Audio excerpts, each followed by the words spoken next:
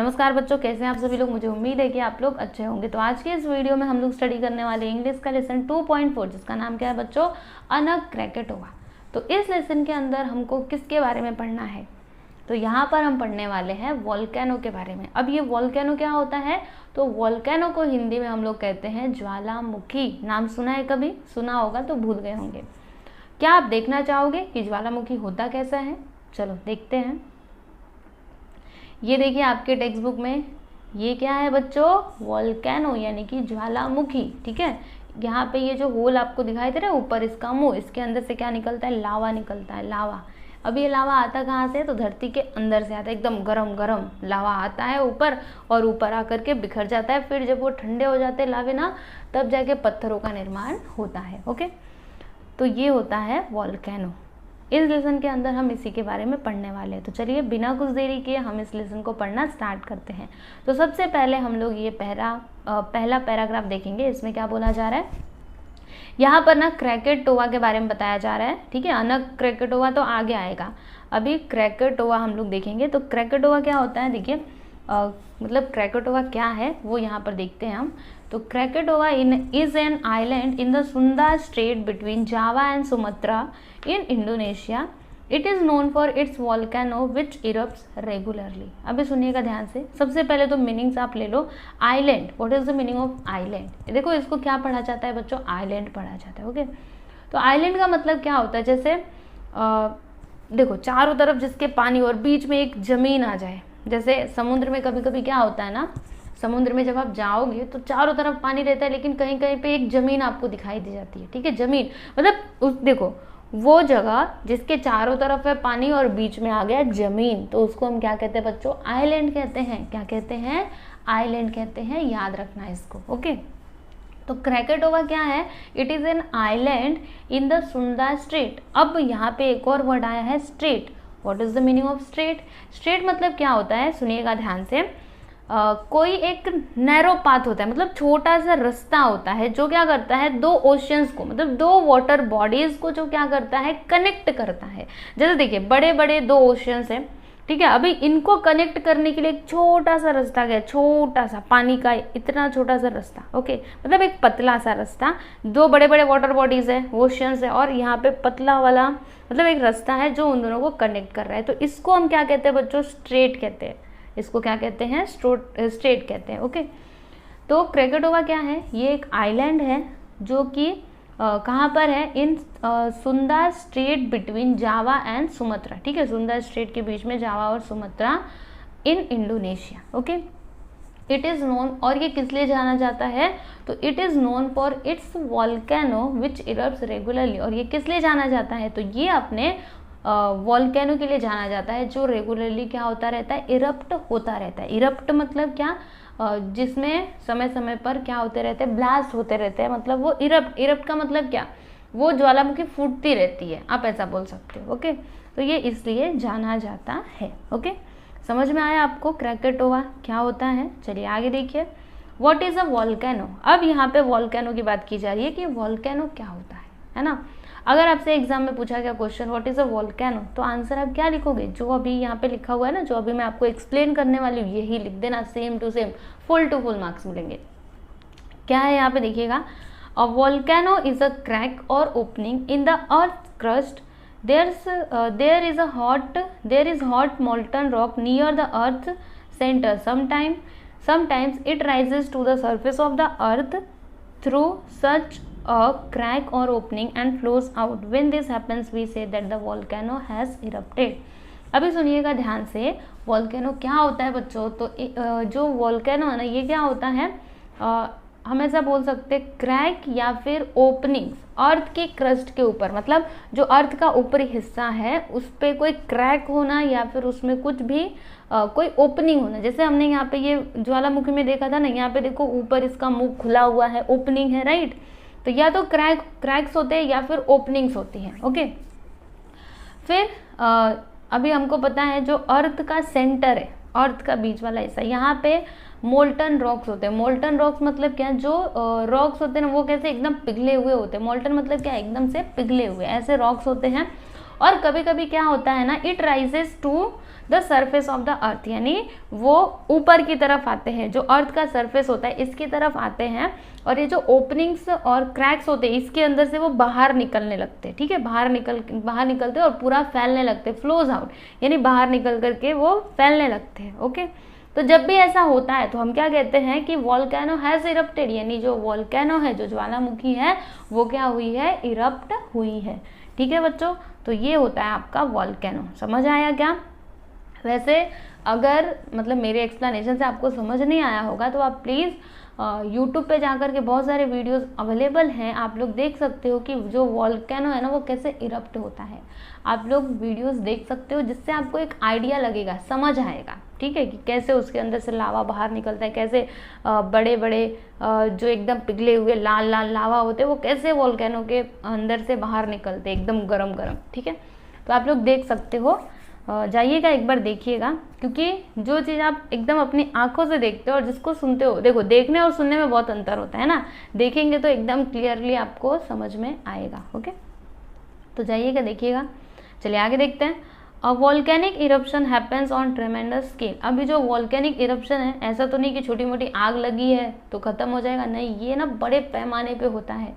ठीक है, ये ट्रेमेंडस स्केल यानी बहुत बड़े पैमाने पे ये वोल्केनो इरप्ट होता है। Thick dark clouds of smoke rise high from the opening and spread in the sky. और जब वोल्केनो इरप्ट होता है ना तो क्या होता है, एकदम thick and dark clouds of smoke यानी धुएं का बादल जैसा बाहर निकलता है, वो जो ओपनिंग्स होती है वहाँ से वो बाहर निकलता है और पूरा स्काई में जा करके स्प्रेड हो जाता है, पूरा फैल जाता है ना।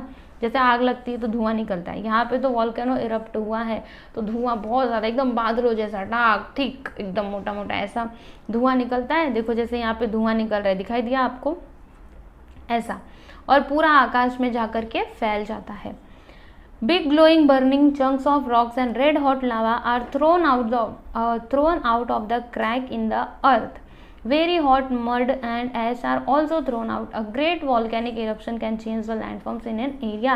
अभी देखिए आगे क्या बताया जा रहा है और क्या क्या निकलता है उसके अंदर से। तो बिग यानी बड़े बड़े, glowing burning chunks of rocks and red hot lava यानी ग्लोइंग मतलब क्या, एकदम चमकते हुए, बर्निंग चंक्स ऑफ रॉक यानी जो पत्थर होते हैं उनके बड़े बड़े टुकड़े, ठीक है, एकदम गरम गरम लाल लाल दिखने वाले, इस तरीके से लावा उसमें से निकलते हैं और जलते हुए रॉक्स निकलते हैं उसके अंदर से, वो जो क्रैक्स और ओपनिंग्स होती हैं वहाँ से। और क्या निकलता है, तो वेरी हॉट मड यानी कि गरम गरम मिट्टी निकलती है।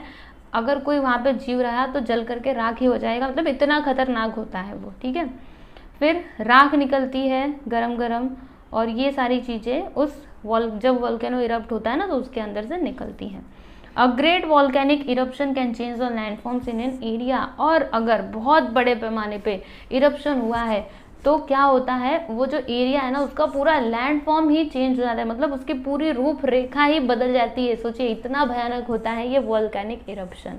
ओके, और आप देखेंगे कि जहाँ पे वॉल्केनो होता है ना वहाँ पे बहुत मतलब क्या होता है ना, वहाँ पे ज़्यादा लोग नहीं रहते, ह्यूमन बींग तो आपको मिलेंगे ही नहीं, क्योंकि वॉल्केनो इरप्ट होता है वहाँ पे कोई एनिमल्स मिल जाएंगे आपको, पेड़ पौधे भी थोड़े बहुत मिल जाएंगे, लेकिन ह्यूमन बींग्स नहीं होते, क्योंकि हमको खबर है यहाँ पे वॉल्केनो है तो कभी भी इरप्ट हो सकता है। भाई इसके पास रहे ना तब तो खतरा ही बना हुआ है, ठीक है, तो उसके आसपास में मतलब लोग ज़्यादा नहीं रहते हैं।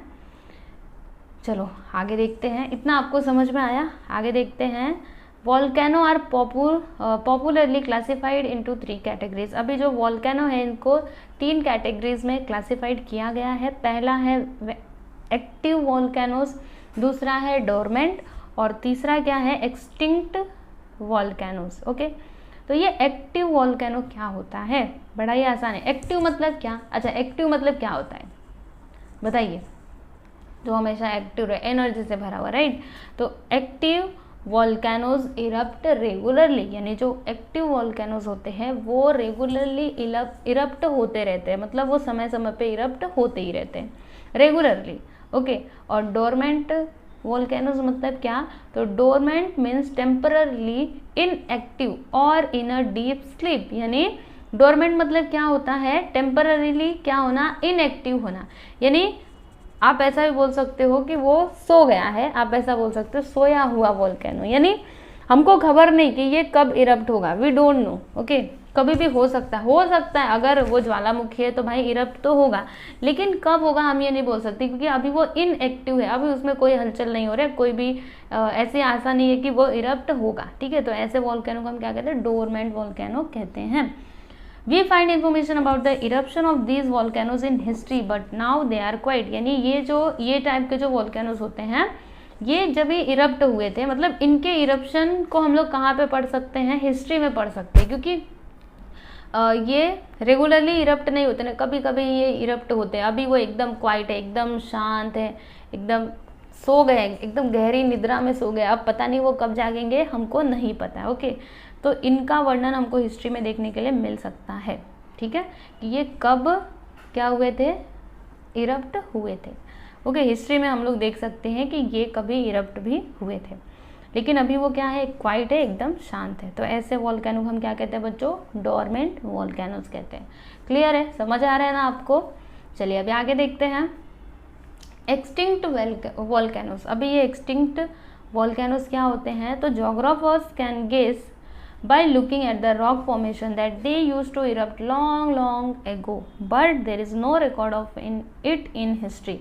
An extinct volcano is unlikely to erupt again। देखो extinct volcano मतलब क्या होता है, जैसे जो जोग्राफर्स होते हैं, जोग्राफर्स मतलब क्या, अरे जो जोग्राफर्स मतलब क्या, जैसे जाते हैं ना घूमते अलग अलग जगह पे पता लगाते हैं, उनको क्या कहते हैं, जोग्राफर्स कहते हैं। ठीक है, तो ये जो जोग्राफर्स होते हैं वो वहाँ के पत्थरों को देख करके ये बता सकते हैं कि ये यहाँ पे कभी एक बार क्या हुआ था, जो वोल्केनो है ये इरप्ट हुआ था, लेकिन अभी ऐसा कुछ भी नहीं है, मतलब उसका रिकॉर्ड भी नहीं है, बस वो पत्थर देख करके पता लगाया कि यहाँ पे ज्वालामुखी इरप्ट हुई थी। ठीक है, बस वो पत्थर देख करके पता लगाया, और उसका इतिहास में भी कोई वर्णन हमको नहीं मिलता है। तो ऐसे वोल्केनो को हम क्या कहते हैं, एक्सटिंक्ट वोल्केनो कहते हैं, और इसकी कोई गुंजाइश भी नहीं होती, इसकी कोई आशा भी नहीं होती कि ये आगे इरप्ट होगा, वी डोंट नो, हमको नहीं पता होता है।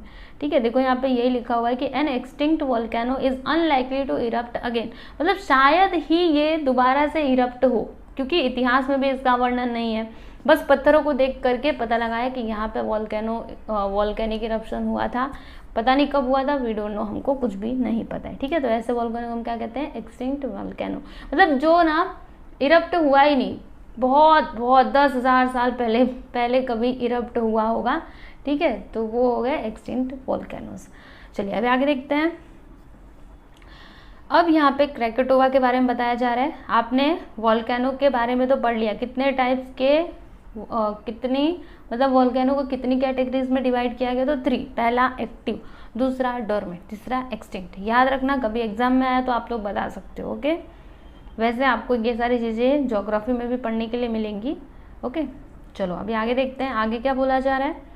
Next para, Krakatoa is an active volcano, it has erupted many times causing great disasters. अभी ये क्रैकेटोवा के बारे में बताया जा रहा है। तो क्रैकेटोवा क्या है, ये एक एक्टिव वोल्केनो है। कैसा वोल्केनो है, एक्टिव वोल्केनो है, and it has erupted many times causing great disaster, और ये कई बार इरप्ट हो चुका है, और इसकी वजह से बहुत ज़्यादा नुकसान भी हो चुका है। ठीक है, ग्रेट डिजास्टर मतलब बहुत बड़े पैमाने पे नुकसान भी हो चुका है इस क्रैकेटोवा के इरप्शन की वजह से। ठीक है, the worst of the eruptions took place in August 1883, और सबसे भयानक इरप्शन कब हुआ था, तो 1883 में हुआ था। ठीक है, the volcano erupted with such a loud boom that it was heard more than 3,500 kilometre away in Australia. और देखो एक बार उस टाइम पे क्या हुआ था, ये इतनी मतलब जब ये इरप्ट हुआ था तो इतनी जोर की बूम की आवाज़ आई थी कि ये बहुत कितने दूर तक गया था, 3,500 किलोमीटर तक इसकी आवाज़ गई थी। कहाँ तक गई थी, ऑस्ट्रेलिया में।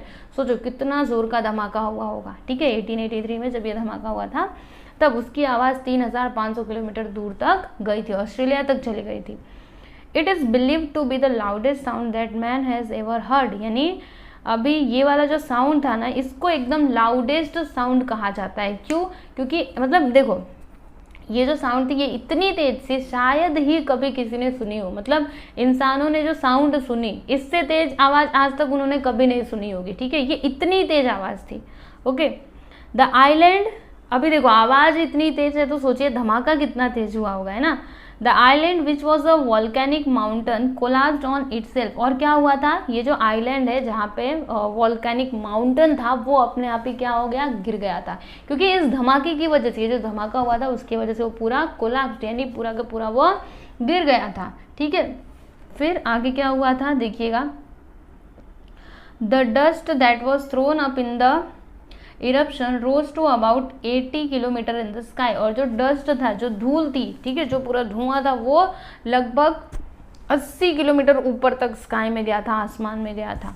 Okay, it spreads in the sky around the world and later settled in different parts of the world thousand of kilometres away. और फिर क्या हुआ था, ये पूरा आकाश में जाकर के फैल गया था, और ये पूरा आकाश में जा करके पृथ्वी के चारों तरफ, यानी यहाँ पे वर्ल्ड बोला जा रहा है, वर्ल्ड बोला जा रहा है मतलब क्या, जो अलग अलग देश हैं उनके अलग अलग मतलब उनके ऊपर जा करके फैल गया था, और फिर बाद में वो धीरे धीरे करके नीचे आया और वहीं पे आकर के वो सेटल हो गया, ठीक है, थाउजेंड ऑफ किलोमीटर्स अवे यानी 1000 दूरी तक। ओके, तो इसमें ना क्रैकेटोवा के बारे में बताया गया कि क्रैकेटोवा क्या है, एक एक्टिव वोल्केनो है जो कई बार इरप्ट हो चुका है, ठीक है, जो बहुत ज़्यादा नुकसान भी कर चुका है। और सबसे भयानक इरप्शन कब हुआ था, 1883 में, और बहुत ही, और उस टाइम पे बड़ा ही भयानक क्या हुआ था, इरप्शन हुआ था। इसकी आवाज़ लगभग 3500 किलोमीटर दूर तक गई थी, ऐसा बूम का आवाज़ आया था, ठीक है। लगभग वो कहाँ तक गई थी, ऑस्ट्रेलिया तक गई थी। फिर उसके अंदर से बहुत सारे डस्ट पार्टिकल्स भी निकले थे जो पूरे आकाश में जाकर के फैल गए थे वर्ल्ड के ऊपर,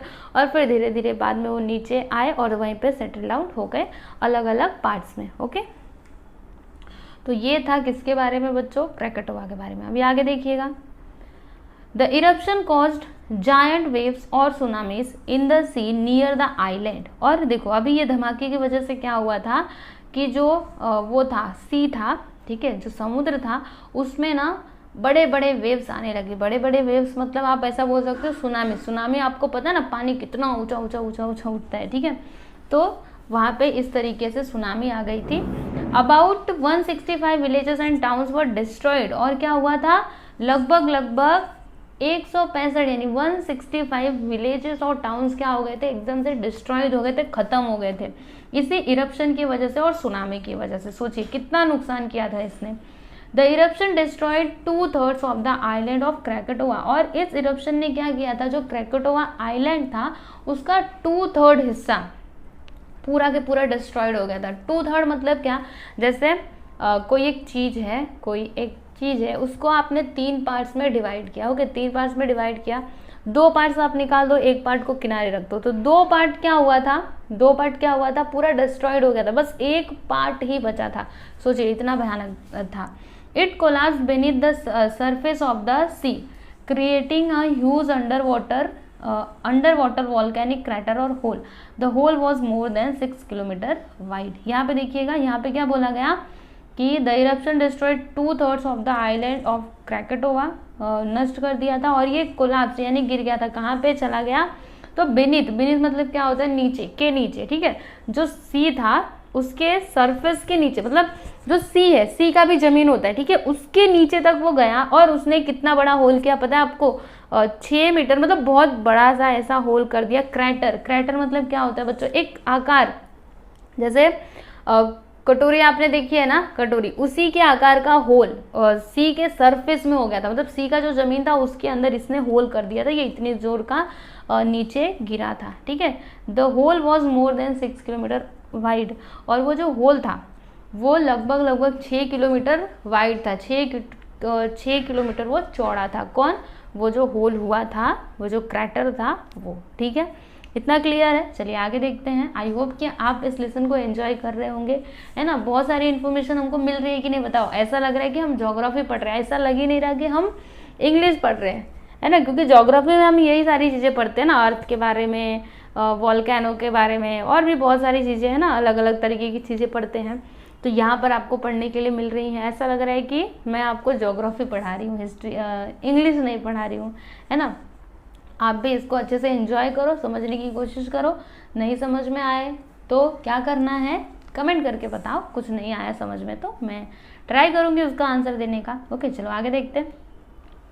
Then in 1927, a plume of smoke rose out of the water on the crater. It was followed by another eruption. A few days later, a new island volcano broke water. How it happened?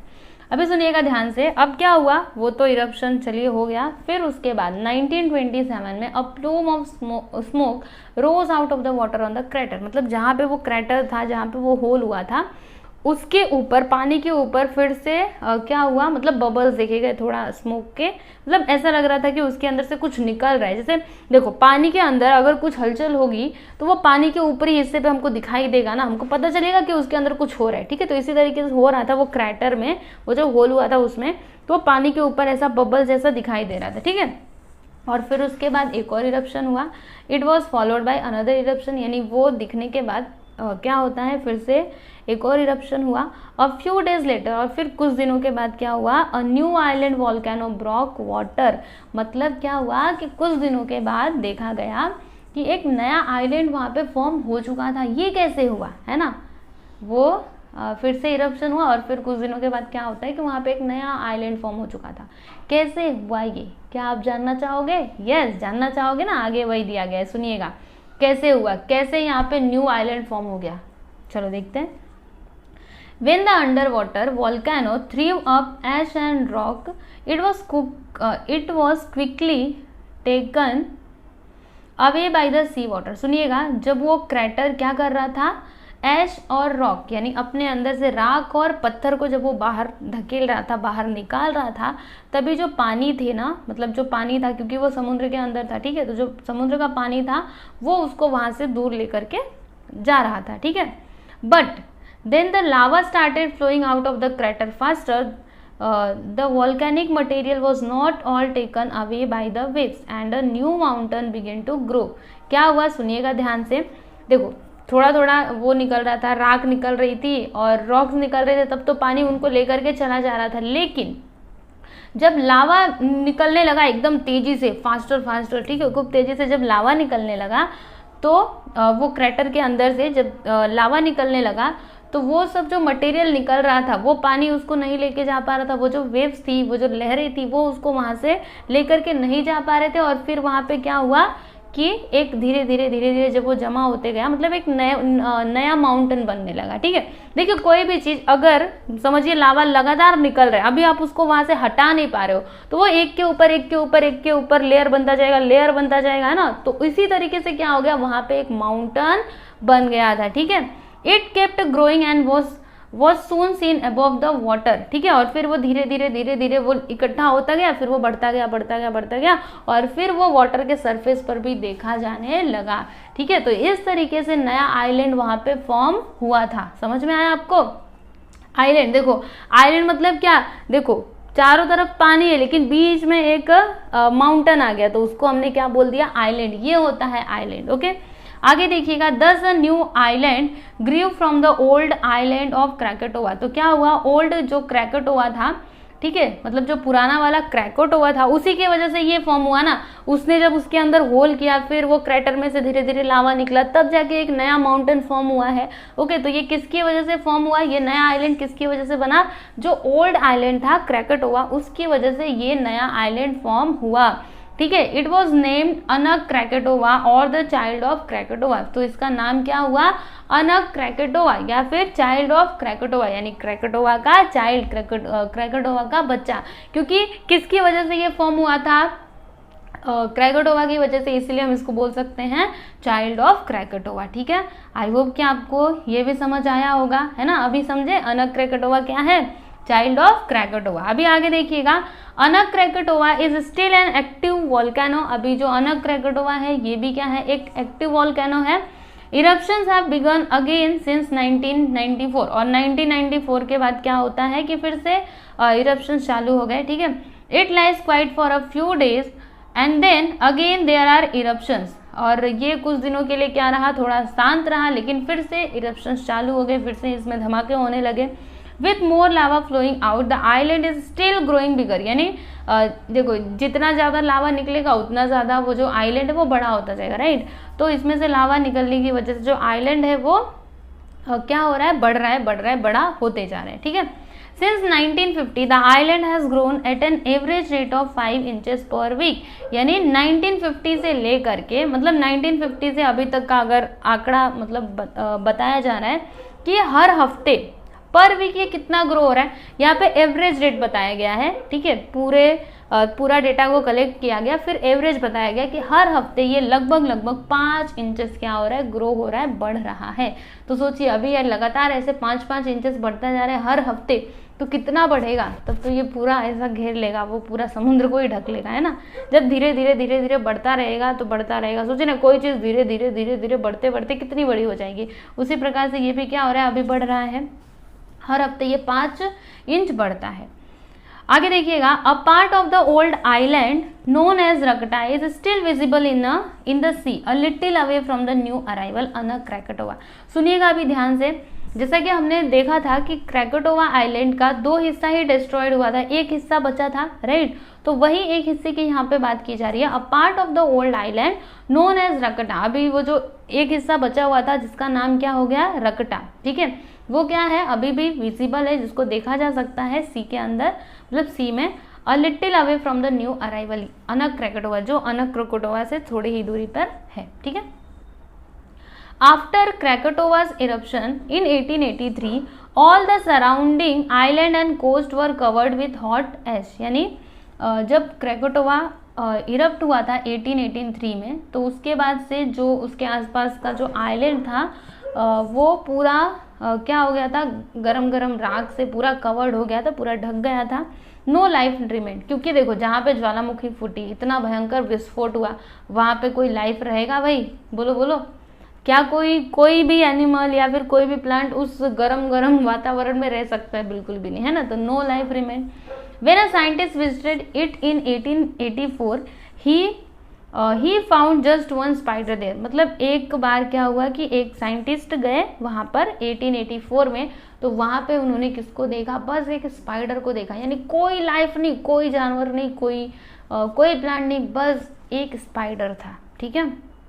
Spider पता है ना, मकड़ी जो हमारे घर में इधर उधर घूमती रहती है, जाले लगाती रहती है, आपने देखी होगी। चलिए आगे देखते हैं, बस थोड़ा सा इंतजार और कर लो, अब भी आपका ये लेसन फिनिश्ड हो जाएगा, बस थोड़ा सा। चलो आगे देखते हैं। But the living world on Rakata was no lost and gone forever. देखो अनक क्रेकेटोवा पे तो पूरा लाइफ वहाँ का डिस्ट्रॉयड हो गया, सब कुछ खत्म हो गया, लेकिन जो रकटा जो एक हिस्सा बचा हुआ था, ठीक है, वहाँ से लाइफ नहीं जा पाया, मतलब वहाँ पे जो जीव रहते थे वो नहीं जा पाए, अभी भी वहाँ पे जीव रहते हैं, ठीक है। कैसे हुआ सुनिएगा, द विंड एंड द सी, मतलब कैसे वहाँ पे विकास हुआ उस डिस्ट्रक्शन के बाद, तो मतलब जो वो डिस्ट्रॉयड हुआ था उसके बाद तो सब खत्म हो गया था, लेकिन फिर धीरे धीरे वहाँ पे कैसे लाइफ आया, कैसे प्लांट्स और एनिमल्स आए, वो यहाँ पे दिया गया है, सुनिएगा। The wind and the sea brought seeds of plants to the island, यानी वो आइलैंड पे प्लांट्स और सीड्स आए कहाँ से, तो जो हवा है, जैसे कि हवा है वो क्या करती है, जो सीड्स होते हैं और भी जो चीज़ें होती है उनको वो कैरी करते हैं, ठीक है। जैसे आप ही सोच रहे कोई बीज यहाँ पे पड़ा हुआ है, ओके, तो जब हवा बहेगी खूब जोर की तो ये बीज यहाँ से उड़ करके दूसरी जगह पे जा सकता है कि नहीं, तो उसी प्रकार से वो रकटा आइलैंड पे बीज वगैरह आए, प्लांट्स आए। Some seeds came with the birds who flew over the island, और कुछ सीड्स किन की वजह से आए, बर्ड्स की वजह से आए, क्योंकि बर्ड्स कभी कभी सीड्स खाते खाते गिरा देते होंगे आइलैंड के ऊपर, या फिर लेकर के जाते होंगे तो कभी गिर जाता होगा, राइट। तो और कुछ सीड्स ये बर्ड्स की वजह से आए। Plants and animals that live in the sea came to the coast again, और प्लांट्स और एनिमल्स जो कि सी के अंदर रहते हैं वे सभी दोबारा से किनारों पर आने लगे, ठीक है। कोस्ट मतलब क्या होता है बच्चों, किनारा। फिर small land animals like ants and termites और even rats and lizards travel to the island on plants floating in the sea, यानी कुछ छोटे एनिमल्स जैसे कि लैंड एनिमल्स जैसे कि आंट्स हो गए, टर्माइट्स और इवन रैट्स और लिजर्ड्स, ओके, ये सभी भी वो आइलैंड पर आने लगे, ठीक है। वो प्लांट जो होते हैं ना उनके ऊपर ऐसे तैरते हुए वो लोग आने जाने लगे, ठीक है। One edge of the island was soon teeming with plants and animals, यानी जो वो आइलैंड था रकटा आइलैंड, उसका एक किनारा पूरा प्लांट्स और एनिमल्स से क्या हो गया, पूरा फुल हो गया, पूरा भर गया। टीमिंग मतलब क्या होता है, पूरा भर जाना, फुल हो जाना, ठीक है। तो एक किनारा जो था रकटा आइलैंड का वो पूरा प्लांट्स और एनिमल्स से भर गया था। ओके, आगे देखिएगा, it was like a laboratory where scientist can see how living things slowly develop in an area. और ये कैसा था, ये ना एक लेबोरेटरी के जैसा, जैसे समझिए किसी साइंटिस्ट को स्टडी करनी है कि कैसे लिविंग थिंग्स ग्रो होते हैं, तो वो वहाँ पे जाकर के स्टडी कर सकता है। मतलब उसके लिए मानो जैसे ये एक लेबोरेटरी बन चुका था, जैसे लैब में सारी चीज़ें होती है कैसे, वैसे ही यहाँ पे भी थी, ठीक है। तो अगर किसी को स्टडी करनी है उसके ऊपर तो वो जा सकता था। Today scientist can observe this also in a part of Anak Krakatoa which does not get covered with volcanic ash। अभी अनक क्रैकेटोवा का एक पार्ट ऐसा है जहाँ पर जो राख और मिट्टी से पूरा कवर्ड नहीं हुआ है, ठीक है। तो वहाँ पे भी अभी धीरे धीरे क्या हो रहा है, लाइफ ना ग्रो हो रहा है। तो वहाँ पे जिसको भी देखना है वो जा कर के देख सकता है, ठीक है। मतलब साइंटिस्ट को अगर ऑब्जर्व करना है तो वो वहाँ पे जा कर के देख सकते हैं। आगे देखिएगा, आगे क्या बोला जा रहा है, the western coast of Java was greatly affected by Krakatoa's eruption. अभी क्रेकोटोवा के इरप्शन की वजह से क्या हुआ था, तो जावा का वेस्टर्न कोस्ट था वो बहुत ही ज़्यादा अफेक्ट हुआ था, ठीक है। Very few human beings were left there, और वहाँ पर बहुत कम ह्यूमन बींग्स बचे हुए थे, मतलब उसने बहुत ज़्यादा नुकसान कर दिया था, ठीक है। But the wild animals and plants in that area grew in a number again. लेकिन उसके बाद क्या हुआ कि उस एरिया में अगेन वाइल्ड एनिमल्स और प्लांट्स ये सभी ग्रो हो गए, ठीक है। In fact the wildlife grew naturally since there were no human beings in interfere with it, there was no one there to cut the trees और kill the animals, so this region became rich in wildlife. यानी वो धीरे धीरे grow हो रहे थे और वहाँ पे उनको परेशान करने के लिए कोई भी ह्यूमन बींग नहीं था, क्योंकि ह्यूमन बींग तो उस एरिया में बचे ही नहीं थे ना। तो ये लोग आराम से ग्रो कर सकते थे। जैसे अगर ह्यूमन बींग रहेगा तो वो पेड़ों को काटेगा, एनिमल्स को मारेगा, लेकिन ह्यूमन बींग्स थे ही नहीं, तो ये लोग अपना आराम से वहाँ पे ग्रो हो रहे थे, बढ़ रहे थे, ठीक है। So this region became rich in wildlife. इसकी वजह से ये जो रीजन था, ये जो एरिया था, ये क्या हो गया था, रिच इन वाइल्ड लाइफ। यानी यहाँ पे वाइल्ड लाइफ बहुत ही ज़्यादा हो गई थी, वाइल्ड लाइफ के मामले में ये अमीर हो गया था, ठीक है, हम ऐसा बोल सकते हैं। ओके, समझ आया आपको? तो बच्चों ये था आपका लेसन अनक क्रैकेटोवा। आई होप कि आपको समझ आया होगा और आपने इसको एंजॉय भी किया होगा, ठीक है। अभी इसके क्वेश्चन आंसर की बात करूँगी तो ऑलरेडी मैंने इसके क्वेश्चन आंसर्स दे दिए हैं, तो आप लोग प्लीज़ प्लेलिस्ट में जाइएगा, वहाँ पर आपको इंग्लिश बाल भारती क्वेश्चन आंसर का प्लेलिस्ट मिलेगा। जब आप उसमें जाएंगे तो आपको सभी चैप्टर्स के क्वेश्चन आंसर्स एकदम लाइन से मिल जाएंगे, ठीक है। चाहे वो 2.1 हो, 2.2 हो, 2.3 हो, 2.4 कुछ भी हो, सब के सब आपको मिल जाएंगे, ठीक है। तो जाइएगा प्लेलिस्ट में और जाकर के चेक करिएगा। ओके, तो अभी हम नेक्स्ट वीडियो मिलते हैं। धन्यवाद।